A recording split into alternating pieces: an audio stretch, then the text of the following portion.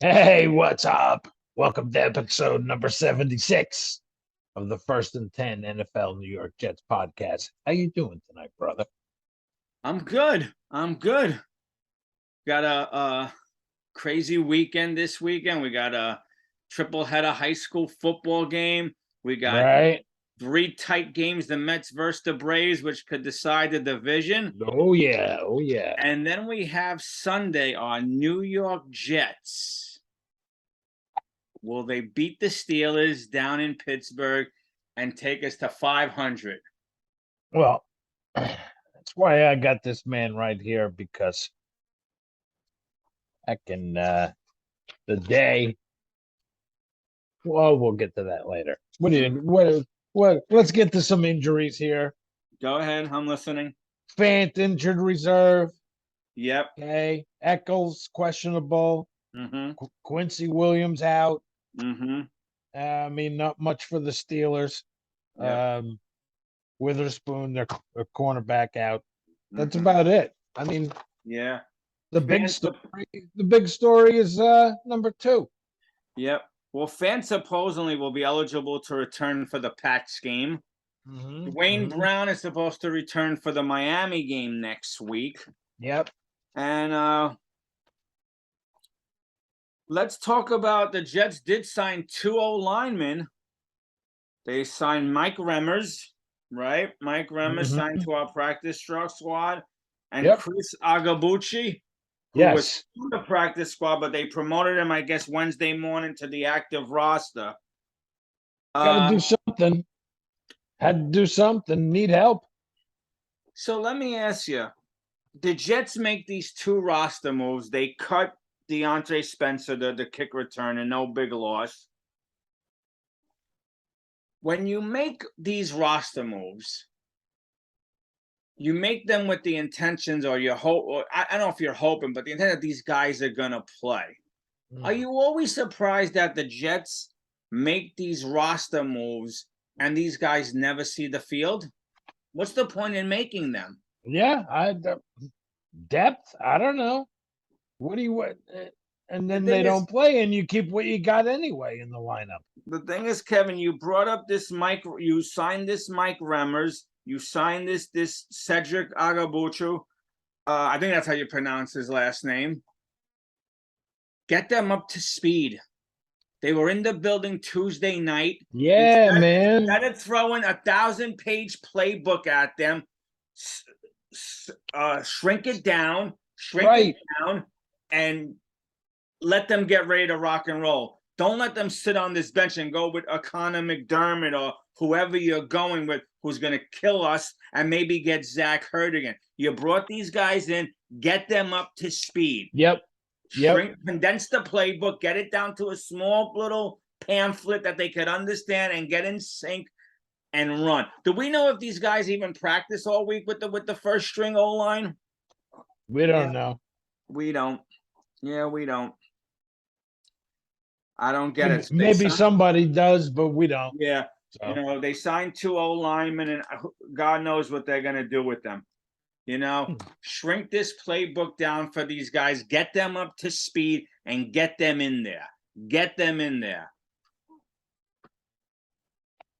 Mims inactive again this week? You know what? I hope not. And this is one of my topics on the Mims thing, and I feel like this is beating a dead horse.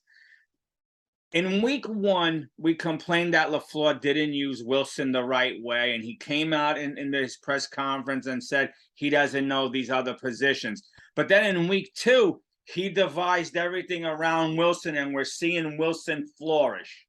Why aren't they doing that for Mims? Hey, I don't know.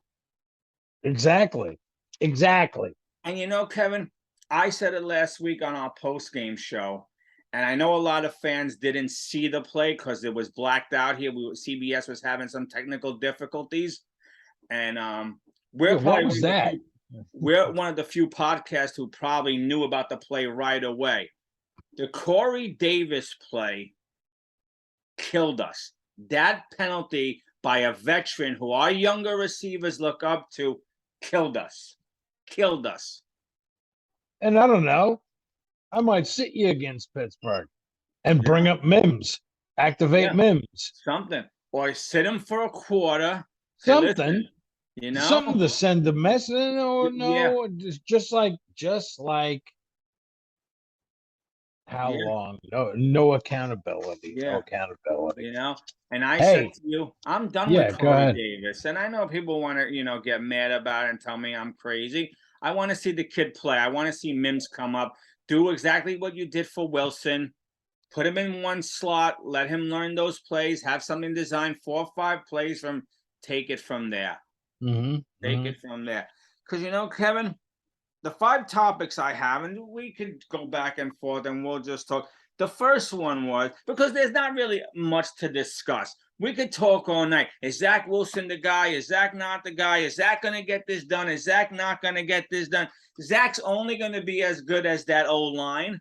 And Zach's only going to be as good if LaFleur takes his head out of his ass, stops worrying about the deep passes, and does things to play up to Zach. Roll out, screen here, 5 yards, 6 yards, 4 yards, Yep, boom, boom, boom. yep. Get the ball down the field. We don't have to go bombing. Running plays. We got 2-3 good running backs, and then go for the long ball when you think you caught them napping. Mm-hmm.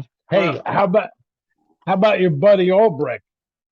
Well, he's one of the topics, but I wanted to take this in order. And the first one was we touched on it.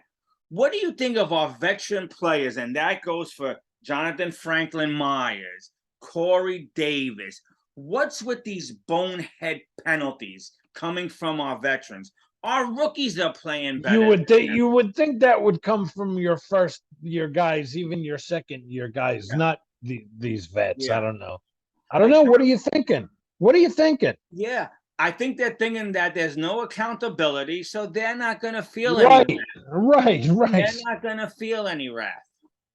There was nobody in his face for Yeah. doing that. Yeah. I don't know, So, man. when I see these bonehead plays from our veterans, I'm sorry. This is why Corey Davis needs to sit out. Maybe not a quarter, or maybe a series or two. This is where Jonathan Franklin Myers should be rotated to the bottom of the pack, even though we need him out there because he's one of our key D linemen. But there's got to be some accountability for these bonehead plays that we see from guys like him and Corey Davis. I mean, okay, he came out and he said, it was a stupid thing to do or whatever, but Yeah. then why are you doing it? All right. You know what, Kevin? He said it. Now let's see. I guarantee you, we see it at least 2 more times from him this year. At least 2 more times. Yeah, you could be right. At least 2 more times. You could be right. And I said it to you last week, and there'll be more points we ironed out. We're starting to see the cracks in this coaching staff, this young coaching staff, who didn't have the wherewithal, or Joe Douglas didn't have the wherewithal to tell them, put a veteran on the staff, even something that you guys could bounce things off of, and Yeah, it's cracks. rookie everything. Yeah, Rookie we're seeing the everything. cracks when Quinnen Williams has words with the O-line coach, okay? And we're seeing words where Ulbrich gets on his press conference, I guess it was yesterday, and says what he says about Quinnen being out of breath. Gasping for air, yeah. Yeah. Well, is Quinnen out of breath because you guys didn't get him prepared and in shape and his endurance up? I watch high school kids play, and I watch these coaches once a week have an endurance practice where everything is endurance, planks, and squats, and just body weight thing, holding breath for 30 seconds, 40 seconds. College kids doing it, and I don't understand. You're telling me one of our best D linemen who's in a contract year is not playing on key plays because he's gasping?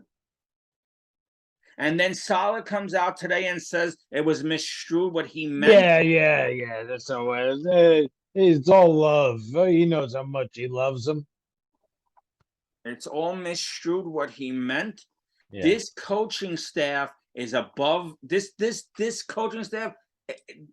They're not ready yet. It's above them right now. They need a veteran presence to bounce things off of. Stabilize the ship. Yeah. And this Jeff Ulbrich, I mean, at least you and I have been calling for his head for last year. It seems like more Jet fans are getting on that bandwagon and want to call for his head too. And what would you do? Who would you bring in? There's got to be someone out there. Maybe you promote someone. I don't know. That's right now. I would have to go and do my research and see who's out there. And who would you replace? Well, you know what? Here's what you do. If you get rid of Ulbrich, then Salah, you take over and call the calls. It's just like, come on, we can't have this. Like, Quentin Williams to you and I has always been, we love him, we hate him, we love him, where is he? He disappears.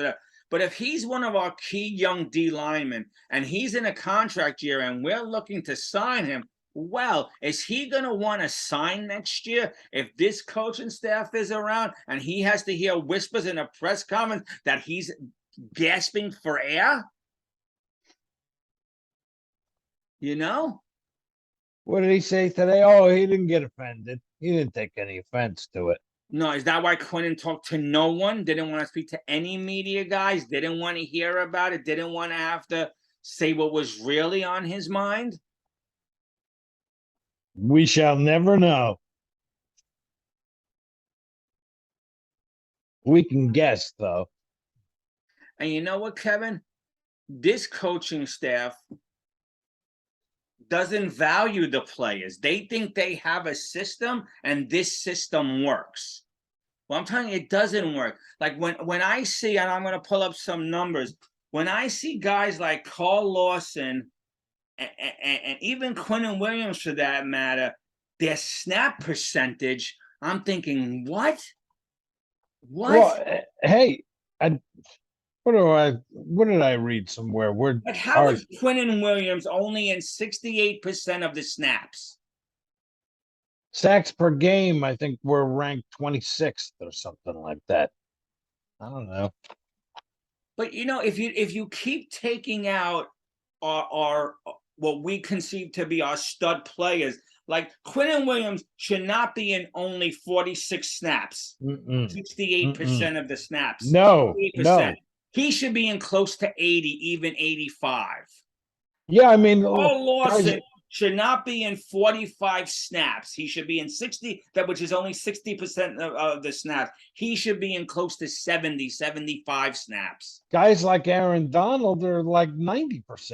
92%. And I know people will say Donald's strong. He's a freak of nature. Well, then you know what? Maybe Quentin's got to get in a little better shape. But forget that. If Quentin's our main guy, he's got to be playing more than that. LaMarcus Joyner, who sucks, should not be in 100% of the snaps. Should not. I mean, somebody like Chris Jones, 74%, but he was 80% against the Colts. Yeah. Okay, And Kevin, you drafted a first-round DL in Jermaine Johnson. Put the kid out there. Put him out there 70% of the stuff. Stop with this system. You guys, this coaching staff has not won anything. They act like they're, Bill Walsh and Chuck Noll and Tom Landry. It's my way or the highway. Stop it. You got a lot. Joe Douglas gave you a lot of talent. Michael Clemens, get him out there. The guy's a beast when he's out there. But no, we're only going to play him 25, whatever it is, 35. Let me get the number again. Clemens, where is he? 28% of the snaps. Are you kidding me? We don't draft these guys high for you guys to sit them on the bench. We drafted them for you guys to get them out there to chase down the quarterback, not to sit on the sidelines because you want to go with an 8-man rotation and bring guys that shouldn't even be in the game. Right. Guys like Jacob Martin and not so much Rankins, but guys like, where is it? Jacob Martin and Thomas and even Nathan Shepard, they're supposed to come in and give Quentin a breather for a play. Yes. Lauren not be in 25% of the snaps. Why is Jacob Martin in 34% of the snaps?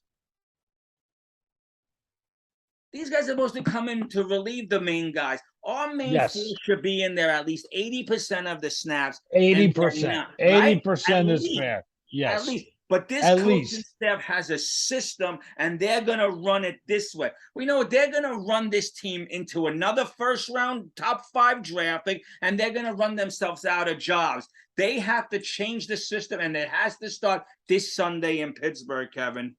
I mean, This D-line can rotation. you imagine if Trubinsky goes out and carves you up? Really? Can you imagine? You know? Jim McMahon. Yeah.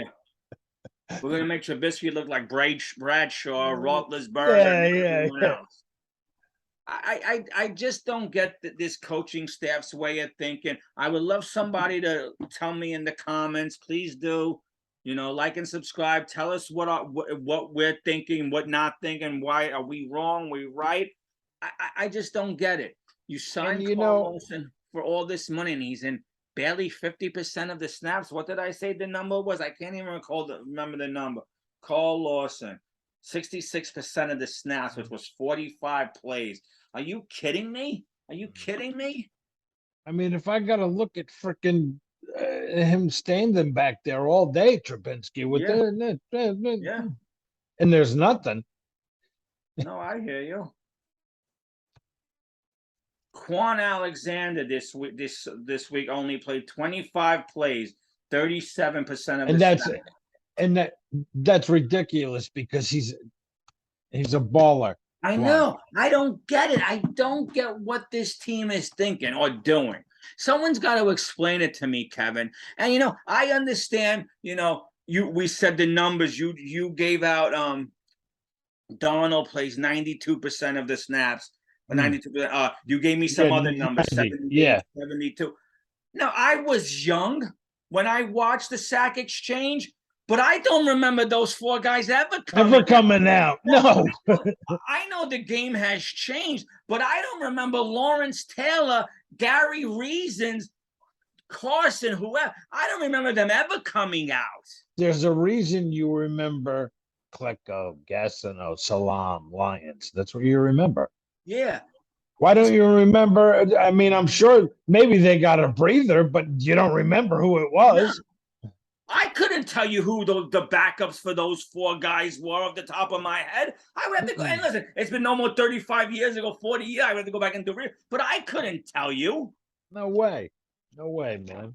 No way. The steel curtain was the steel curtain because those 11 guys played constantly. The Denver Orange Crush, the Cowboys, the purple people eaters. Like, I understand the game has changed, but you bring in Carl Lawson for this big money, Quinnen Williams in a contract, and you're playing these guys less than 80% of the defensive snaps? That's a crock of shit, Kevin. And this is why this team is going to be 1-3 on Sunday. I'm tired of it. I thought this coaching staff was going to be the real deal, but this, you know, my way or the highway attitude, you know, for your coach to come on a press conference and talk about what we all think is our best D lineman out of breath, gasping for air, and then you had to kind of reverse. You wonder why he's not. You wonder why he's not in. Well, you look over and he's gasping for air. Yeah, are you kidding me? If he's gasping for air, it's because you knuckleheads didn't get him in shape over the summer, or didn't have him on a program. Don't get it. Don't get it. Don't get it. Can you believe it's week 4 already? Yeah. Yeah. And Kevin, tell me something. Why must a veteran like DJ Reed, after 3 games, call out the coaching staff to simplify things? Why didn't our coaching? I saw that. I watched that. Seriously. I have to have a guy who's been with us for 6 months, played in 3 games, and it's a very good play, and I'm glad he did it because it took a leader like him. He's got to tell them we got to simplify things. There's too much going on with a young team. Like, what is going on here? Who's coaching the Jets? Me? Where's Rex? Get Rex in there. Oh my God! Yeah, I pay whatever Rex wants to come back and help Salah out with this Are defense. you kidding me? But Kevin, I've been saying it, and I think you've been saying it. Salah's going to let his buddies take him down, and he's going to go down with this ship. Hey, and some people might say, what a great leader. He didn't point fingers. He went down with the ship. Well, he's going to be out of a job after this year. Yeah. If this team picks in the top 5 again, because you know what, Jet fans? If we pick in the top 5, we have no money to spend, which means we're going to have to make some serious cuts, and we're going to be back in the same boat again. Right. And year after year, we're going to be repeating this nonsense. This coaching staff has to change. They have to do what they have to do with the players they have, and not have the players fit some system that they think is a world-beating system. You know, their system. Yeah. I mean, the only bright spot is that Greg Gumbel is going to call the game on Sunday for us.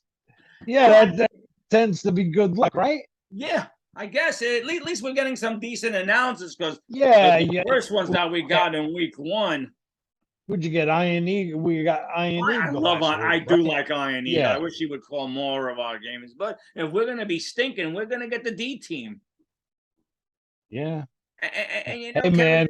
And saying all this, where last week I thought the Jets were going to come out and punch somebody in the mouth, and they laid the egg. This week, I'm expecting them to get punched in the mouth, and they'll probably win, because that's the way the Jets are. When you think they're going to lose, they win. Because if you don't you don't get this to 2-2, here we go again. You go to 1-3, it's here we go again. Yeah. You could be over by Halloween. Yeah. Again. Yeah. And you know what? How we all ripped this gentleman. Brady Quinn might be right. And if it wasn't for a 2-minute and 5-second lapse of Chubb, we would be 0-3, and he might be right. We might look like 0-9 or whatever he said we would be, 0-7, 0-8. Mm-hmm. I'm sure, and we'll touch up on it, even though it's not our team. I'm sure Tua will be back to play us on next Sunday. I'm sure he'll be feeling better, and he'll be ready to rock. Then we got the Packers. Then we got Denver. Yeah. You know? Yes. And we thought we had chances in those games. Now it's like, I mean, all right, we don't know what we're gonna get from Zach Sunday, so we'll see. I know. But we got to stop. He's going to be rusty. Yeah, right? But this is why you got to do more short screen, 4-yard, 5-yard dumps. The running back is your friend. Leave a tight end in to block, and maybe he blocks, little screen out after he applies the block, turn around, boom. Little short things, like don't keep Zach in that pocket for 4 or 5 seconds, or try to be in the pocket for 4 and to throw a deep ball, because you got 2 fantastic tight ends. Use them. Yeah. And you got the kid you drafted, who's a great blocker. Right. This team has to win this week. It's got to go to 2-2. It has to. Got to be 2-2. Or it's here we go again. Yeah. Because, like you said, Miami, Denver, Green Bay. Come on, man. Yeah. You go 1-3, you could be looking at 1-5, 1-6. Yeah. Like, when are we going to have the game like the Bengals did? They beat us, and then on a short week, they beat Miami. Like, when are we going to have one of those? We're finally moving in the right direction. Let's beat the Steelers, beat Miami. Are we ever going to get this train rolling, or is it just going to constantly break down? And you know what, Kevin? We've said it. Solid with all this 60%, all gas, no brake. That shit is old already. That shit is old. 20 games in of the solid regime, and that stuff is old. I'm so tired of this 60% crap. You know what? How about, you wear a shirt that says no more penalties, no more bonehead plays. Yeah, no more stupid. No more stupid plays. Really? And enough with your system. Play your best guys. Man. And does Joe Douglas ever go? Make a game plan to Yeah, fit what you got. yeah, yeah. And does Joe Douglas ever talk to these guys? Does Woody ever say anything like, guys, what are we doing? Like these numbers came out on the percentages of plays. What does Woody not look at this and go, oh, what am I paying Carl Lawson for if he's sitting out 38% of the plays? You kidding me?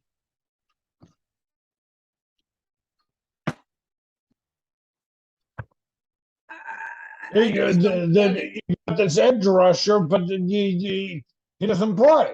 Yeah, yeah, yeah. I don't understand it. Well, we're gearing it towards the game plan. What? Where does Matt LaFleur come off thinking that he's got 40 rings? Like, oh, he doesn't know the works, so that's just the wise. Enough with that. You got this young talent, figure out how to use them.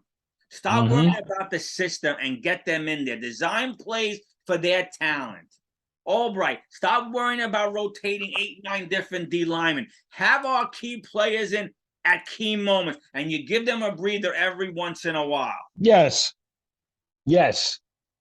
It's not that complicated. Williams one play, you bring in a ranking. Take out a Lawson one play, bring it in a Martin, But let's keep the core 4 out there. You keep TJ Mosley out there for 100% of the plays, and then he's a little older than him. Of course, by the fourth quarter, he's winning. I can see him being gassed. Yeah, right. Because his team doesn't have any linebackers to relieve him. You cut a kid like Peanut. Brandon Echols this week is hurt, and we're going to have to go with Joyner again for 100% of the plays. What did Joyner show in preseason or in practice that you said he's the guy we're going with? Why? Because he's a veteran? What's the loyalty? I don't know. Because he fits your system? Your system's not working. No. We got 5 wins in 20-some-odd games, 20 games.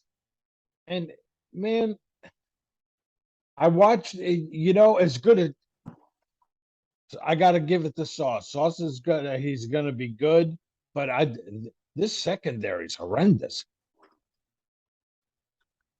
I don't know if it's the game plan or what. It's horrendous. Because their system coaches fit the system. Yes. On 3rd down and 5, these are the guys we like. Right, and I don't blame I don't blame the players so much as I blame the scheme. Yeah, that they're playing. Agree. Put your 4 workhorses out on that line. If it means Clemens, if it means Jermaine Johnson working with Lawson and Williams, put them out there. And every 3 plays or 4 plays, whatever, give them somebody else and breathe to come out. Like to tell me that my favorite D lineman or our best D lineman is gassed. That's it. Let the whole NFL know that Quinnen Williams is right. not in shape. He'll wear out eventually. Yeah. Disgusting. I'm done. I'm ready to do the picks if you are. Yeah. I don't know what else to say, Kevin. I'm not like I said, this is not an X's and O's show. This is not what we do. We just talk and we tell you what we feel and what we're thinking. And this is what we're thinking. This system is broken, and these coaches either need to change it or they're going to be out the door after this year. You got these phenomenal players now, supposedly. You got some talent. Yeah. When you got your players calling out the staff, like you said already, on the back end, being like, could you make things a little simpler? Yeah.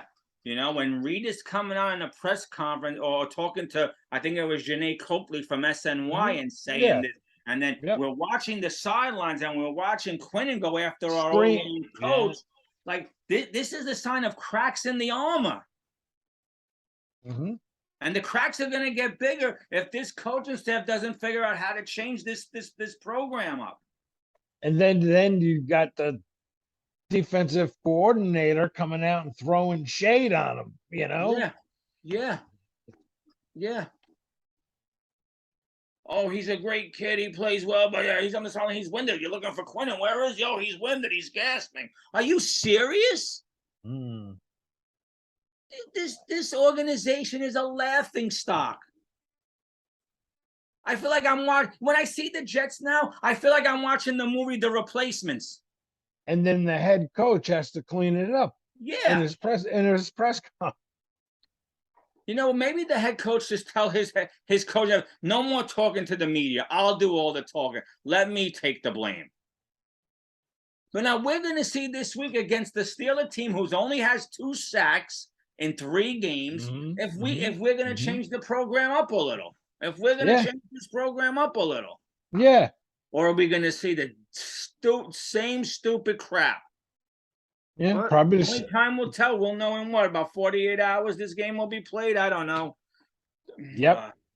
Well, that's why I got this guy up here today, because Let's hope, because 2-2 after September will sound a lot nicer going into the final 13 games. It will give us something to hang our hats on. Back in 2003 in the Meadowlands on December 14th, Curtis Martin in the snow rushes for 174 yards and 54 yards receiving. Wow, 174 that game. Wow. Yes. Do you know what the final score of that game was? 6-0. Was it? Yeah. Wow. Wow. Now, when you win a game 6-0, your defense almost has to pitch a shutout. No bad penalties. No, get off the field on 3 and outs. Wow. Wow. Let me ask you something, just your opinion, because they're not our team. What'd you think of all the Tua talk? Do you think he should have played Thursday night after what happened on Sunday? I mean, as long as he passed all the tests, yeah. I mean, imagine what guys. I mean, I know we know a lot more now, but imagine what guys used to play with before we knew. Yeah. I mean, as long as he passed all the tests, but I mean that was rough last night. I think I know he passed all the tests, but watching him in that one, when he got up from that one play and he took it and he buckled and he went down on a short week, and then taking a flight to Cincinnati, I probably would have started the week off practicing with who's their backup? I can't, Bridgewater, and ran with him and said, you know what? He's a young kid. We need Tua for the long haul, and let's sit him down for the one game. The one game plus 10 days after that to recover, almost a full 2 weeks, and then we'll ride with him. And then when I heard some doctor today. I didn't watch the whole show. I think he was on the Pat McAfee show, or maybe not. So if I'm wrong, I'm sorry. Who came out and said that these hits could kill him if he keeps taking them. Yeah. Did you see his hands? Yeah. Wow. And in all honesty, Kevin, the hit that he took wasn't a brutal hit. It's just the way he landed and hit. Yeah. And then what happened, 96 hours prior, I might have sat him. So that's my take on that, But anyway, are you ready to do these picks? Let's go, man. So before we go, you had another great week. You won 7 games last week. Oh, look at me. Bringing you up to 21 wins. I had a measly 5 wins, bringing me up to 18, and I trail you by 3. Oh, man. So it's time for me to put my thinking cap on, because we're at the quarter mark, and I don't want to fall any further down. I want to try to cut into this lead by at least 2 games this week. So I got my cap on, and I'm ready to rock. Wasn't I like down by 4 or something at one point? Let me go look at the numbers. Week 1, you might have been down. Yeah. Week 1, you were 3 games behind after week 1. Oh, after man. Week 2, you took a commanding 1-game lead. And after week 3, you build on that, and now you have a 3-game lead. Now here we are, week 4, and I'm sweating. I have to change the system. I have to change this program up. In the league where they play for pay. Let's go. Here we go. First game off the bat, the first of 4 overseas games. We got Minnesota at New Orleans and London. Who do you got? Oh, in London. Yep. 9:30 a.m. Sunday morning on the NFL Network. I don't know, Governor. I don't know who I got. I am taking the Vikings. Yeah, give me the Vikes. Okay. There we go. Cleveland at Atlanta in the 1 o'clock time slot Sunday afternoon. Cleveland at Atlanta. Give me Mariota and the Falcons. Wow. I'm going to go with Cleveland. I'm going with Cleveland. Okay, good. We could make it interesting here. Yes. And this game we'll see. Washington at Dallas. I like Dallas. I'm going I with like Cowboys. for Cooper Rush, man. Yeah. Right? Yep. Seattle at Detroit, Kevin. Seattle coming to Detroit. Who do you got? Give me the Lions. Oh, you're jumping on the bandwagon. Uh-oh. Here we go. I'm with you. I'm also taking the Lions, but I will say that if they don't win this week, I might slowly start. You're gonna jump. You're gonna go. You're gonna roll off the wagon. Jumping off the bandwagon. While it's moving. Slowly start jumping off this bandwagon. Okay. Also in the 1 o'clock spot, Kevin. Tennessee at the Colts. Tennessee at the Colts. Good game. I'm going Tennessee. Even though I know it's not Indianapolis, I'm going Tennessee. Yeah, I gotta go with you. I gotta go with you on that. I gotta go with you. Give me the Titans. Okay. Another 1 o'clock game. The Chicago Bears coming to the New York Giants. Do the Giants bounce back from Monday night, or do the Bears get another win? Give me the G-Men. Ooh, nice. You're going with the G-Men.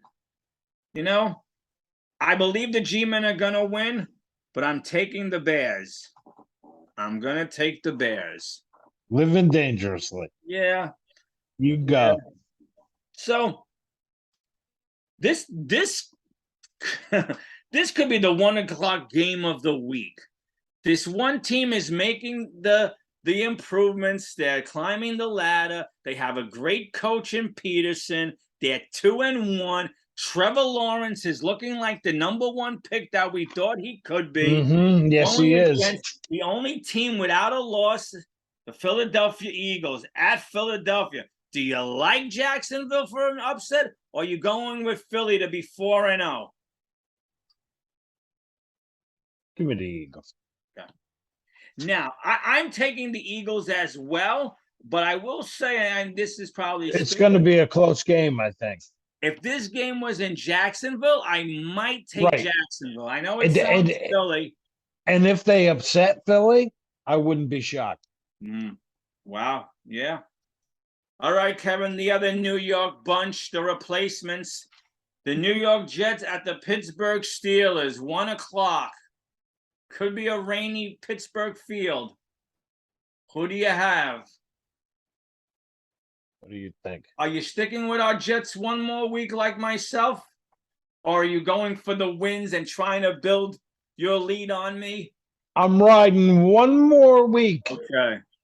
With the return. Of Zach? Of Zach. Okay, I'm with you. I got the Jets this week as well. Another 1 o'clock game. I really wish this was on our local networks here. This could be an AFC championship matchup down the road. Buffalo at Baltimore.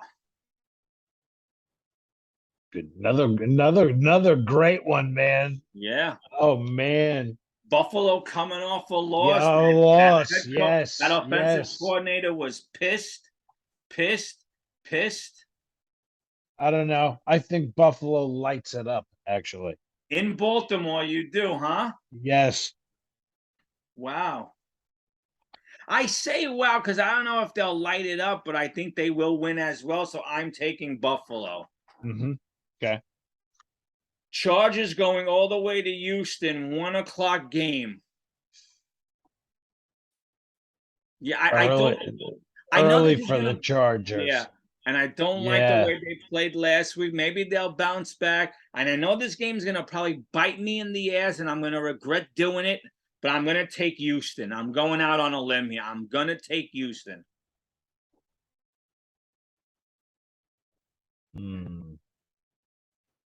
I can't. You can't take Houston, or you can't decide. I can't take Houston. All right, so I'll give you the Chargers. I'll Yep. give you the Chargers. And now we go to the later games on the schedule, Kevin, and we go Arizona, making the trip to Carolina. Give me the Panthers. You're going with Baker Mayfield. I'm going with Baker. Wow. And I'm going with Kyle Murray. I'm going to go with Arizona. Going with the Cards. Okay. And in the second later game on the in the afternoon, we got the New England Patriots, probably minus Mac Jones, playing Green Bay at Green Bay. Should I put us both down for the Packers, or do you have something? Nah, give me the Pack. All right, I'm with you. I think it'll be close, but okay. And Denver at the Raiders. They're at the Raiders. Give me the 0-3 Raiders. Give me the Raiders. So you don't even think I'm with you. So you don't think Denver will right this ship? No. Okay. I think they paid Russell Wilson too much money. Okay. Do you think McDaniels is a good coach, or do you think that McDaniels is a product of that New England system? We'll see. First year, right? Yeah. I guess you're right. Too early to tell, right? Yeah. And in the 8:20 game on NBC, Kansas City going to Tampa Bay. That's the game. That's the game of the week, obviously. Yep, right? Yep. I can't believe I'm saying this, Kev, but I'm taking Tampa Tom. I'm taking the Buccaneers. Nah. Give me Andy and company. There you go. You got it. And the Monday night matchup, the Rams at the 49ers to close out week 4. Good game. Another good game. Give me the Rams. I'm with you. So that is it, Kevin, for a week 4. Our picks are in. And we'll see where we stand. And again, we wait now. Yep. I'm just hoping we come on here Sunday afternoon, late afternoon, early evening. With a happy show. Yeah. We see a coaching staff that made some adjustments in the right way. They're coaching up to their players and not a system that they think works. And we'll see where we go from there, Kevin, because again, and football's a funny sport, right? We could go 1-3, and then all of a sudden, boom, the light bulb goes on, and we run off 7 in a row. Yeah, and you're right, sure. Not likely, but it happens. This is a game, Kevin, that is winnable. Okay, if we do not win this, I think there starts to become a little fire. Those Bunsen burners start to get hot on the Salah and this coaching staff. And this Jet fan base who goes to the games every week or every other week, the home is going to start to turn. And they're not going to be patient. And we're going to hear the booing and we're going to hear the nonsense. And it's going to be wait till next year. The famous slogan, wait till next year. And I mean, how much of it, if Zach goes and gets killed on Sunday, how much of this falls on Joe D? Yeah, but as much as he got the praise, now the whole line's in shambles. The thing is, it's everyone wants to blame the GM. I get it, but he brought in Dwayne Brown. We were all Joe is God. God. Yeah. Did he expect Dwayne Brown to get hurt 5 days into his Jets stay? Did he ever think when he drafted Mekhi, and I understand he was late to that draft party, that Mekhi and listen, we have to call it what it is. Kill me if you want in the comments. Also, please like and subscribe. Right now, Becton is a bust. Absolutely.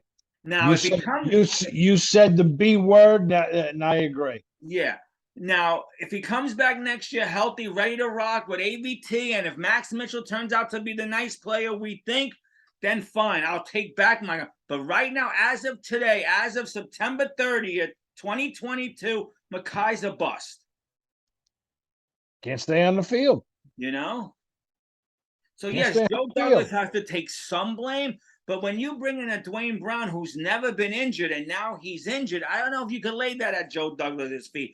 But what he should have been doing, all right, he brought in 2 linemen this week. He should have been scouring every practice squad, coaching someone out of retirement to come back and play. You know, like he did with the center that first year that he put out of retirement from the Eagles. Did crap for us, you know. Yeah. But whatever, Kevin. We'll see what it is. We'll see what it is, and I will talk to you Sunday night, and we will talk to everyone out there Sunday night. That's all we can do. Yep. Wait and see. Yep. Come on, man. Yep. Be ridiculous. Yep. Don't make horses asses out of yourselves. Yes. Agree. All right. All right, brother. Have a good one. Have a good one, everybody. We'll talk to you later. All right. Enjoy the college games tomorrow. Hey, Alabama and Arkansas are going to be a good one. All right. And we'll talk to you Sunday after the game. And until then, shut up. Talk to you later.